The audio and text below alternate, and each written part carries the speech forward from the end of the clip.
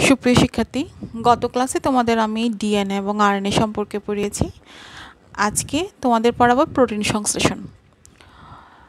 আমরা সবাই জানি জীবদেহের অন্যতম গাঠনিক উপাদান হলো প্রোটিন, কারণ প্রোটিন ছাড়া আমাদের জীবদেহ গঠিত হবে না।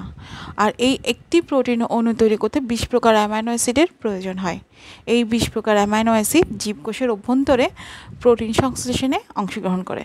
অ্যামাইনো অ্যাসিডগুলো পেপটাইড বন্ধনীর মাধ্যমে শৃঙ্খলিত হয়ে পলিপেপটাইড বা প্রোটিন গঠন করে। মূলত প্রোটিন সংশ্লেষ দুটি কলা কৌশলে বিভক্ত, একটা ট্রান্সক্রিপশন আর একটা হচ্ছে ট্রান্সলেশন।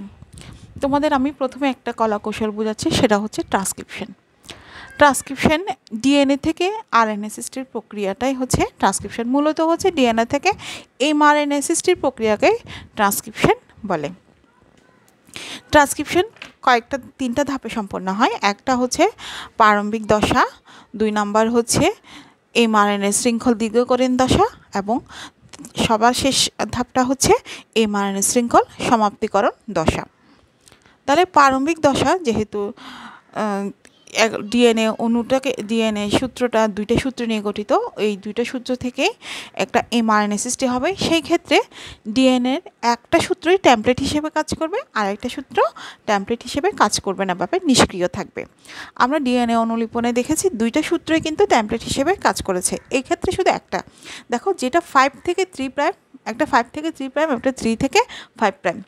যেটা 3 থেকে 5 প্রাইম সেটা কিন্তু টেমপ্লেট হিসেবে কাজ করছে, আর যেটা 5 থেকে 3 প্রাইম সেটা হচ্ছে কি নন টেমপ্লেট, মানে নিষ্ক্রিয় অবস্থায় আছে।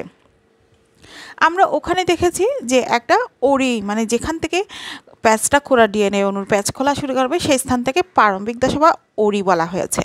এখানেও সেম, এখানেও একটা শুরু করতে হবে, যেহেতু টেমপ্লেট হিসেবে কাজ করবে, সেই হিসেবে আমাদের আরএনএ সৃষ্টির জন্য প্রথমে একটা শুরু স্থান নির্ধারণ করতে হবে। আর এই শুরু স্থান নির্ধারণ করতে হলে প্রথমে এখানে আরএনএ পলিমারেজ এনজাইম দরকার। এই আরএনএ পলিমারেজ এনজাইম হচ্ছে মূলত কোর এনজাইম এবং সিগমা ফ্যাক্টর নিয়ে গঠিত। তা ট্রান্সক্রিপশনের জন্য ডিএনএর অণুর সূত্র দুটির একটি বলেছি টেমপ্লেট হিসেবে কাজ করবে, অন্যটি নিষ্ক্রিয় থাকে।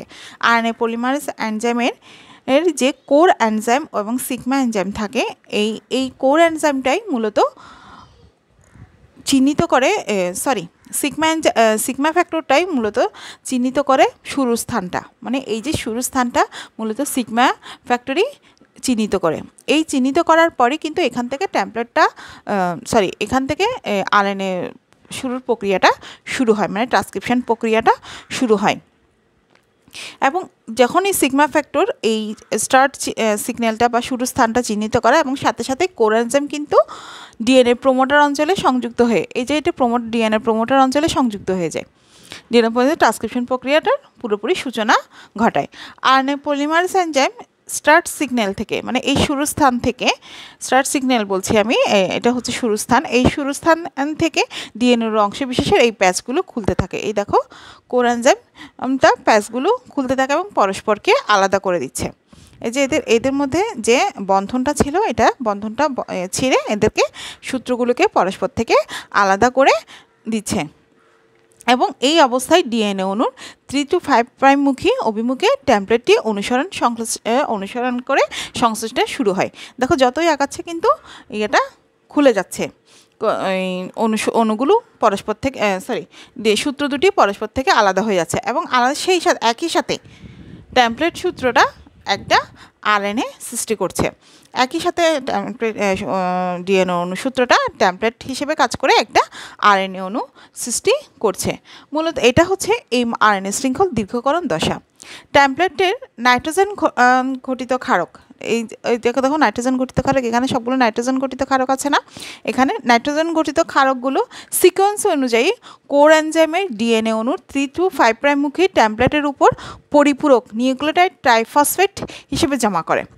এই কোর এনজাইম জমা করার পর এই কোর এনজাইম টেমপ্লেটের 3 to 5 প্রাইম, এই 3 to 5 অভিমুখে ডিএনএ অণুর প্যাচ খুলে সূত্র দুটিকে আলাদা করে যতই যেতে থাকে, ততই টেমপ্লেটের ক্ষারকের বেস সিকোয়েন্স অনুসারে পরিপূরক নিউক্লিওটাইড আর ট্রাইফসফেট সংযুক্তির মাধ্যমে একটি 5 to 3 মুখী এমআরএনএ শৃঙ্খলটি দীর্ঘ হতে থাকে। দেখো, এমআরএনএ শৃঙ্খলটি দীর্ঘ, যতই এই কোর এনজাইমটা যতই অগ্রসর হচ্ছে, ততই কিন্তু এই টেমপ্লেট হিসেবে কাজ করে এবং সিকোয়েন্স অনুসারে নতুন একটা নিউক্লিওটাইড চেইন তৈরি হচ্ছে। এবং এই চেইনটা তৈরি হয়ে যখন একদম লাস্ট পর্যায়ে এমআরএনএ শৃঙ্খলটা এদিকে দীর্ঘ হতে থাকে, যতই কোর এনজাইমটা এগিয়ে যাচ্ছে এমআরএনএটা ততই দীর্ঘ হতে শুরু করেছে। দেখো এখান থেকে শুরু হয়েছে, তো দেখো এখান থেকে দীর্ঘ হতে হতে হতে হতে এতটুকুন পর্যন্ত দীর্ঘ হচ্ছে। এইভাবে এগোতে এগোতে যখন এই কোর এনজাইমটা কি টার্মিনেটর সিকোয়েন্সের জায়গায় মানে টার্মিনেটর ফ্যাক্টরে গিয়ে পৌঁছাবে, তখনই কিন্তু এই এমআরএনএ তৈরির প্রক্রিয়াটাই শেষ হয়ে যাবে। তাহলে এর পরবর্তী ধাপ হচ্ছে কি, আমার বলতে একটু ভুল হয়েছে, যখনই কোর এনজাইমটা টার্মিনেটর অঞ্চলে যাবে তখন এই যে সিগমা ফ্যাক্টর ছিল একসাথে সিগমা ফ্যাক্টর ছিল, এই সিগমা ফ্যাক্টরটা কোর এনজাইম থেকে আলাদা হয়ে যাবে। আলাদা হয়ে যাওয়া মানে হচ্ছে কি এটা সমাপ্তি ঘোষণা করা। তাহলে এর পরবর্তী ধাপ হচ্ছে এমআরএনএ শৃঙ্খল সমাপ্তিকরণ দশা। ডিএনএ ট্রান্সক্রিপশনের তথা এমআরএনএ সৃষ্টির যে সমাপ্তিসূচক ফ্যাক্টর বা টার্মিনেটর ফ্যাক্টর, যেই সমাপ্তিসূচক ফ্যাক্টরটা আছে সেটাকে টার্মিনেটর ফ্যাক্টর বলে। কোর এনজাইম টার্মিনেটর ফ্যাক্টরে পৌঁছালে এই দেখে দেখো কোর এনজাইম কিন্তু টার্মিনেটর ফ্যাক্টরে পৌঁছে গেছে। এটা হচ্ছে টার্মিনেটর ফ্যাক্টর। এই ফ্যাক্টরে পৌঁছে যাওয়ার পরপরই কিন্তু এমআরএনএ সৃষ্টির সমাপ্তি হয়ে গেছে। তখন যখন এটা চলে আসছে তখন কোর এনজাইমটা ডিএনএ থেকে আলাদা হয়ে গেছে এবং এই আরএনএটা ডিএনএ থেকে সম্পূর্ণ আলাদা হয়ে গেছে। এর মধ্যে যখনই এটা এগোতে থাকে তখন এই দিক দিয়ে আরএনএটা বের হয়ে যায়, আর এর আগে ডিএনএ সূত্রগুলো আগের যে সূত্র দুটোটা আগের দশায় চলে আসে, মানে ডাবল হেলিক্স দশায় চলে আসে। মানে এর মধ্যে কোনো ধরনের অন্য কোনো, যেমন আমরা অনুলিপনের মধ্যে কি বলেছিলেন, একটা এসএসবিপি একটা প্রোটিন যুক্ত হয়েছিল যাতে আর ডিএনএ সূত্র দুটোই আবার পরস্পর জোড়া না লাগে। এখানে এটা না হওয়ার কারণে কোর এনজাইমটা যতদিন নিচের দিকে যাচ্ছে ততই কিন্তু উপরের সূত্র দুটোটা আবার আগের দশায় মানে ডিএনএ ডাবল হেলিক্স দশায় পৌঁছে যাচ্ছে। এইভাবে একটি ডিএনএ থেকে একটি আরএনএ তৈরি হচ্ছে। টার্মিনেটর অঞ্চলের সাথে আলাদা হয়ে গেছে কোর এনজাইমটা, সাথে সাথে আবার উপরের সূত্রগুলো জোড়া লেগে গেছে এবং আরএনএটা ডিএনএ থেকে সম্পূর্ণ আলাদা হয়ে গেছে, মানে এমআরএনএ সম্পূর্ণ আলাদা হয়ে নতুন একটা এমআরএনএ তৈরি হয়ে গেছে। তাহলে এটা হচ্ছে মূলত ট্রান্সক্রিপশন প্রক্রিয়া। তাহলে বোঝাই গেছে একটি ডিএনএ থেকে কীভাবে এমআরএনএ সৃষ্টি হয় এবং এইটা অনেকটাই ডিএনএ অনুলিপনের মধ্যে শুধুমাত্র সূত্র দুটোর থেকে একটাই কাজ করছে। আজকে তাহলে এই কলাকৌশলের একটাই ধাপ ট্রান্সক্রিপশনটাই থাক, পরবর্তীতে তোমাদের ট্রান্সলেশন সম্পর্কে পড়াবো। সুপ্রিয় শিক্ষার্থীরা, ধন্যবাদ।